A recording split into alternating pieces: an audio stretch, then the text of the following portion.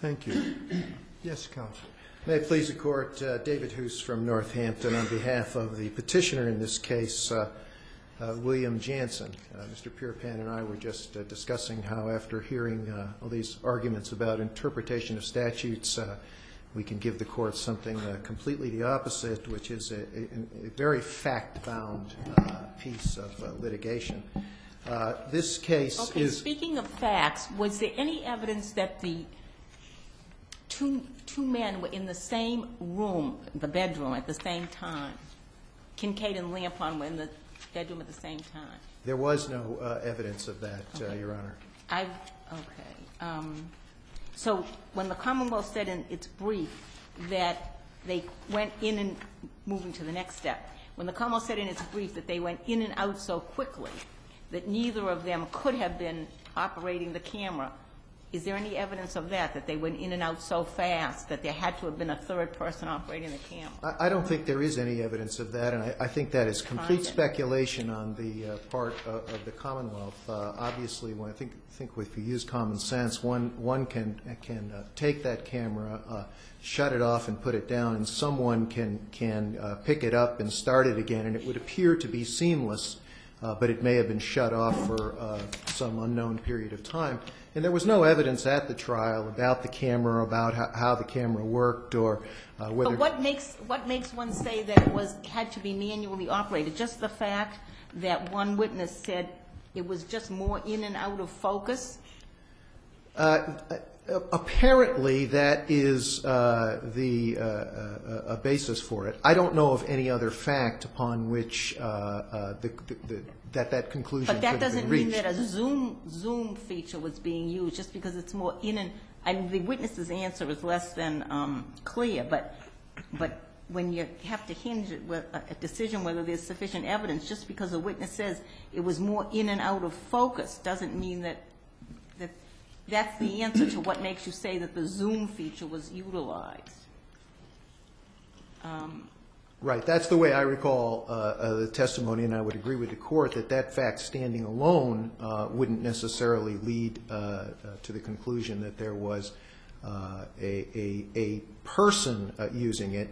I don't think that I or any of us who have argued this case in the past... Centuries. Yeah, over the years, have focused particularly on that particular piece of evidence. I think that well, it's very important because there's very little evidence that Jansen was in the house. Correct. So, but it seems to me the Commonwealth's main evidence that he was in the house is that a third person was operating the camera, and you've only got 4 people really, the 3 men and the woman. Well, so, again, the 2 men and the woman are on the tape, so on the camera picture. So you could infer, because it was the vent was in Jansen's bedroom and all the rest, and it was his house, and he said he was asleep, that it was he operating the camera. But not if you've got a camera that will operate itself. So that is a very important point. Right. Seems to me. I would agree with that. I think that the Court's recitation of the facts has just made a couple of assumptions that I think are not warranted, and one of them is the one that I have tried to expound upon earlier and did so in my brief. It is the assumption, or I guess the better way to say it is that the starting point of the analysis here has to be that the crimes that were prosecuted are the crimes that were shown on the videotape. The Court just made reference to the fact that Mr. Jansen was asleep in his bed. I'm sorry, the tape was taken the next day. Completely inapposite. Right. But he wasn't working the next day either, and he took the victim home. So he was in the house the next, I mean, the jury could infer that he was, reasonably infer that he was in the house the next day as well. Well, again, that's another inference that I've had a problem with, and the reason for that is simply this, Your Honor. The testimony by both Mr. Jansen and by the victim in this case was that indeed he did drive the victim away from the scene to her car in Pittsfield. He testified that she followed, or he testified at the grand jury that she followed him back to the house. the You mean to pick up her things? to pick up her things. Now, I find myself saying at a number of crossroads in this case that what might be reasonable to infer in a normal case was not necessarily reasonable to infer in this case. And by that I mean, for example, one might say, well, if they followed back to the house, wouldn't it be reasonable to infer that they went into the house? And I would say that that is not a reasonable No, why did they have inference to go in this into the case. house? He took her from the house to get her car. So that means he was in the house or outside the house, but he admitted to sleeping in his bed in the room. And then the next morning, he's available to take her to her car. So I think it's a reasonable inference that he was in the house in the morning. He was in the house in the morning. I think it is. Okay. I think that part is a reasonable inference. I don't think that it's necessarily a reasonable inference that the videotaping took place at that time. And if it is a It reason, didn't take place when they were leaving, but it could have. You mean it could have taken place after she came back in her car to get her things? Is that what I you're would saying? think that that is the more logical. How could she have driven back if she were in such an intoxicated stage as is shown on that videotape? A Having point that not we seen the tape. stressed to the jury, I can assure you, Your Honor, it was a long drive from Pittsfield down to, and frankly, it really almost defies credulity that she did it, because in addition to making a long drive in the state which she claimed to be, she claimed she did so without her glasses. And it strains credulity to imagine that she could have done that. Yet she testified, and she actually testifies that she has no recollection of that drive, that she assumes she did it, and that she, quote unquote, had a feeling that she was following Bill, my client, back to the house. I think the more important thing to get back to where we were headed on this is that whether it was reasonable to infer that they went back into the house after this, because she gave her as her reason for going back to the house to get some things that she had left there.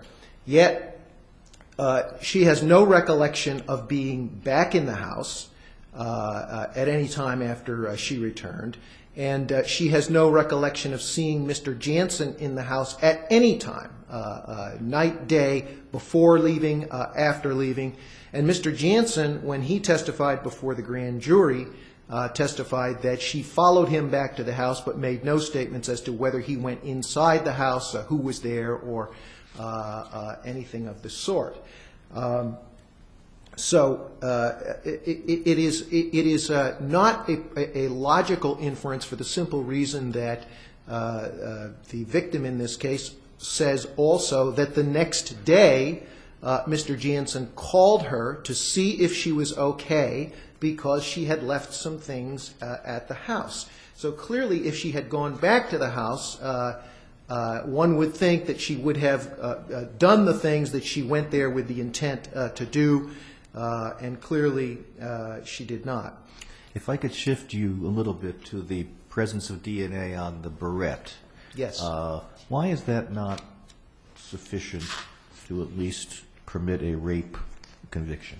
Well, I will... for the purpose of this argument, Your Honor, I'm going to concede that it's sufficient to permit the element of penetration. I didn't do that at the appeals court, and I found I spent my whole argument on a point that I really didn't want to be wrestling with. I think that the reason it's not sufficient to support a conviction for rape is because the Commonwealth also has to show that it's against her will. And in this particular case, the victim in this case claimed to have no recollection whatsoever of having intercourse with Mr. Jansen. Now, I'll tell you, I have no hesitation to say that there was plenty of evidence of intercourse against her will with Lampron and Kincaid. And indeed, her statements that, I sort of vaguely remember it, I know that something was happening, they were pretty vague. But to have no recollection whatsoever goes farther than in any case that I can find in this court's reports. Is your contention that the DNA came from their prior intercourse, or that it occurred on that same day after the barrette had gone in, but that she had suddenly become lucid? Well, the best answer that I can give to that question, Your Honor, is in my cross-examination of the alleged victim when I was asking her, attempting to refresh her recollection, because there was testimony by Trooper Zullo that the next day the victim came in and told of a time the following morning which she was in Billy's room, that he was being nice to her, and they were, quote, unquote, just talking. When I cross-examined the victim, I think you can probably all guess where I was going with my questions. Do you have a recollection of being in the room? Do you have a recollection of Mr. Jansen, of you asking Mr. Jansen whether there was any more alcohol in the house? Do you have a recollection of him going downstairs and getting you a drink? Do you have a recollection of having intercourse with him on his bed? Do you have a recollection of Mr. Lampron coming in during that and seeing you engage with Mr. Jansen? And of course she answered no to all of those things. She later claimed that she had no recollection, at trial she claimed she had no recollection of even being in the room, but the next day, the day after the incident, she had clearly told the first complaint witness that she was not only in the room, but had had conversation with Mr. Jansen. There are plenty more facts to talk about. My time is up, I see. Thank you, Counsel.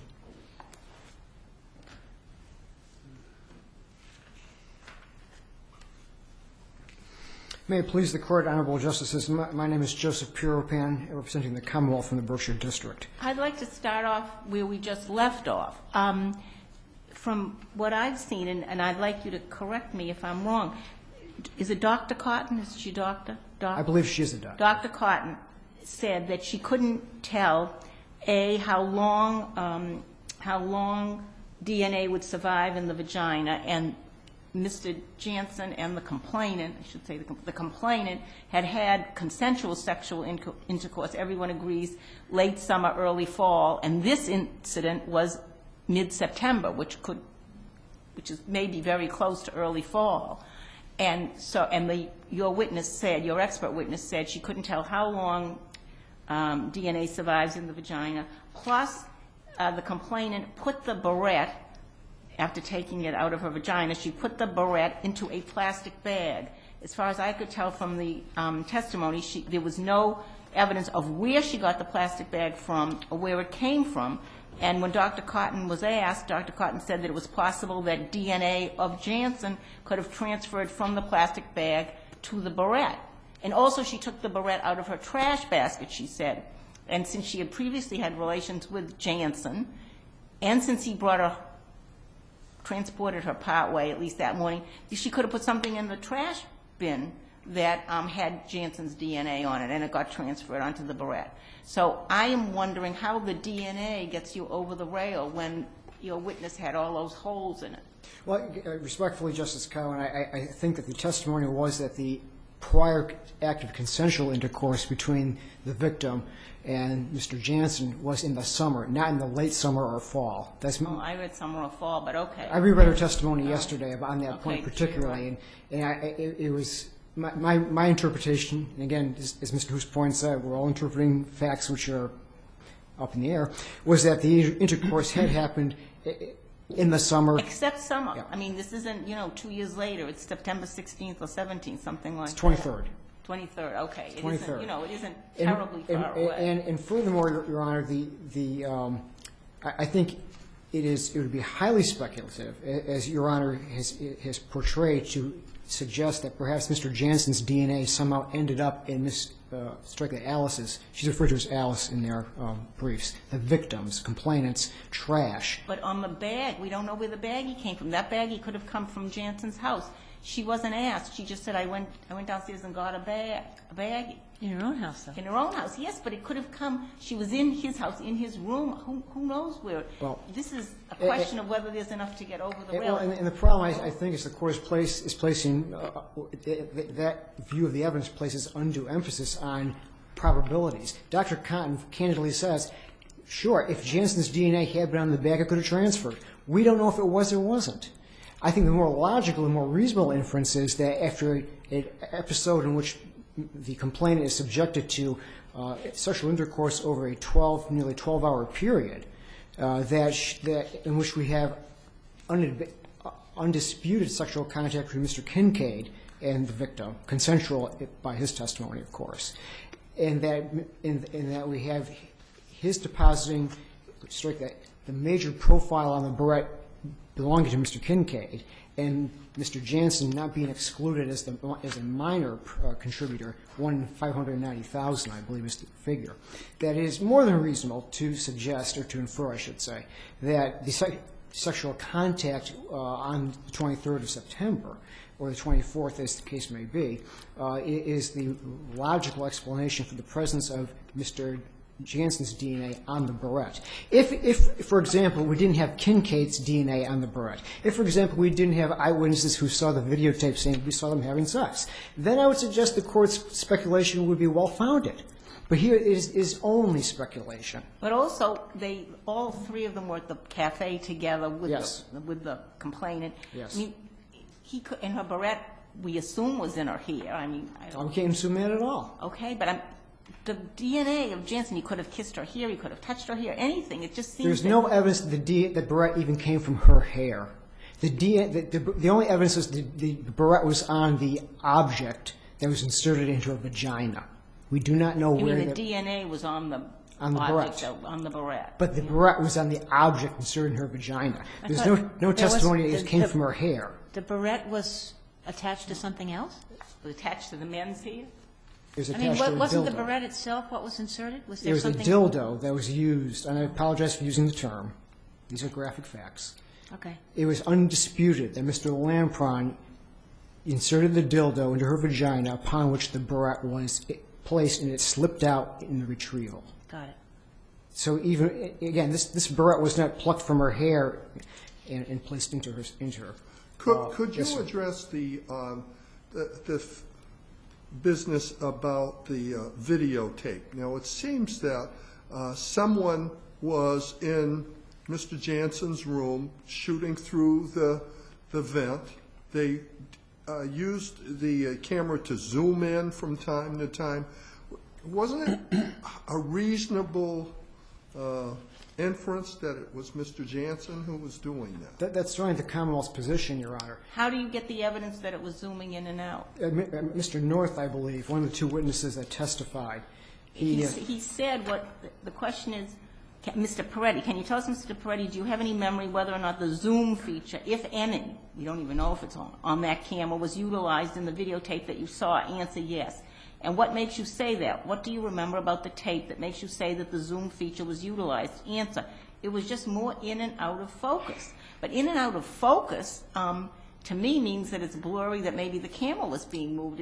A zoom feature makes something I much bigger. apologize for not having the actual transcript. I do have a citation, volume 8, page 129. Volume 8, page 129, I'm Okay. reading from. In the Commonwealth's brief, and if I misquoted, I'll admit to that. Okay, I indicate that Peretti testified the videotape zoomed in and out. If I'm mistaken, but I can. Well, it was just more in and out of focus. He Well, does say I in would and submit out. that to be in and out of focus, there has to be some manual manipulation of the lens. I apologize. The films were not introduced. They were not introduced. We're just talking about testimony from people who saw them. Right. Was the camera introduced? I don't believe so. Okay. So we're really in sort of hypothetical territory here Well, about what no- the camera was capable of. And we don't have the film. We don't have the camera. No, we but just we- had some people's But what recollection we- of seeing a picture. But what we do know is the tape existed. And what we do know is the tape, and that comes from Kincaid's own testimony. Because Yeah, I know we know the tape Yeah. existed, but we don't know we don't know what kind of But- camera was used. We don't know about the zoom capacity. And we don't have the tape now, do we, either? What happened to the tape? I'd pay $1 million for it right now if we could have Excuse it. me, what happened to the tape? We don't know. That was the whole point of the first trial. There was, I there was no. have a question that you must know the answer to, and would be I hope. Don't presume anything, Did you charge and try this case as two separate incidents, as far as Jansen was concerned? One incident of aggravated rape because he was photographing, Yes. so he couldn't have been in the room. Yes. So that's one incident. Yes. And then a separate incident against Jansen of rape when he must have been in the room to have penetrated her. Those Or in aggravated a- I can most charges assuredly say aggravated yes, rape. Your Honor. Excuse me, what? Can I you can most assuredly say yes. He was actually charged on 3 indictments. The first indictment for his own act of penal vaginal intercourse in joint venture with the other two. And That he- was from using the tape. No, that's when he actually had sex with her. Okay. Okay, all right, yeah. And then the indictments 2 and 3 alleged that when he was the videographer in conjunction with A. Kincaid and B. Lampron. Okay, And so, then he was the and joint all venture, three all right. all three were indictments for aggravated rape? Yes, they were. And the aggravation was the joint venture? Absolutely, Your Honor. And so, and then the trial judge reduced the first one of your recitation there to rape. If Simple that's as, true, yes. then your scenario that you hypothesized to us about, or I guess that the defense attorney did, that of her having consensual intercourse the next morning, well, that couldn't possibly count under the way you charged and tried it. Well, that, as This Mr. is Hoos no points evidence, out, yeah. if it's consensual, there's no rape. Right. And the Commonwealth's Yeah, right. rebuttal to that is that it is far more reasonable to presume, or to infer, rather, that just because Alice has a lack of memory about certain things doesn't mean it didn't happen. I mean, certainly her memory is extremely limited about what actually happened. She had no memory about the insertion of the hair tie. In fact, it wasn't until Mr. Kincaid said, "You have to check yourself," that she actually produced it from within her and preserved it in the manner we've discussed. Yeah, and that hair tie was the 2 little balls with elastic. I think each ball was an inch in diameter or so. Sizable. And she had no recollection of that going into her. The But she did- hair tie, that's what everybody's referring to as the barrette. Yes, it's one and the same, Your Honor. So getting back to a point that Mr. Hoos made, which I think is a good one, I think I'm almost out of time. That's okay. If I may just finish my thought. He's correct to point out that Ms. Strick, that Alice only mentioned Mr. Jansen at the end of the episode, driving her home, or driving to her car, rather. And that doesn't place Mr. Jansen in the house at all. And yet we know, as has been pointed out, Mr. Jansen and Mr. Kincaid and Mr. Lampron were together at the bar, were together throughout that evening, into the daytime, up until the time she was home. So just because she didn't see something happen, or has no memory of it happening, doesn't mean it didn't happen. And on that, I will rest. Could I just, it's just a factual question. Yeah. Does the Commonwealth argue or that the videotaping, that anything happened once she left and then came back? We have no evidence of that, Your Honor. So you're saying everything is before she left to go get her car? That would be the Commonwealth's theory, Your Honor, yes. I have 2 fact questions. Is there any evidence as to when she last had intercourse consensually with Jansen? Only from her testimony in the summer of 1998. Summer, so it could have been any time, July, August. Okay, and the other thing was, did the expert testify how long DNA survives in the vagina? I don't have a memory of that testimony. I apologize for not reading the transcript that closely. Okay. Thank you, counsel. Thank you very much for your time, Your Honors.